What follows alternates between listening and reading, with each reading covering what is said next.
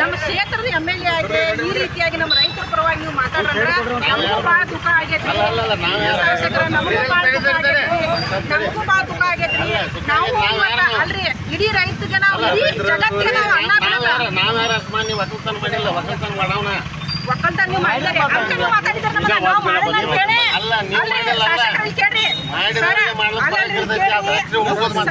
ನೀವು ಒಕ್ಕಲ್ತನ ಮಾಡಿದ್ರ ಅಂತ ಹೇಳಿ ನೀವು ಮಾತಾಡಿದ್ರಿ. ಇವತ್ತು ನಾವು ಮಾಡಿಲ್ಲ. ನಾವು ಮಕ್ಕಳಾದು ನಾವು ಲಪ್ಪಂಗಾದು ಇವು ಸತ್ತು ನಾವು ಕಳ್ಳ ಹಾಕೊಂಡು ಅಡ್ಡಾಡ್ತೇವೆ. ನಾವು ಇವತ್ತ ತಪ್ಪು ನಾವು ಮಾಡಿದ್ವಿ. ನೀವು ಒಕ್ಕಲ್ತನ ಮಾಡಿದ್ರಿ. ಆ ಗಣಕಿ ಒಂದು ಗಣಕಿ ನಾವು ಬ್ಯಾಟ್ರಿ ಕಪ್ ಹಚ್ಚಲ್ರಿ ಶಾಸಕರ.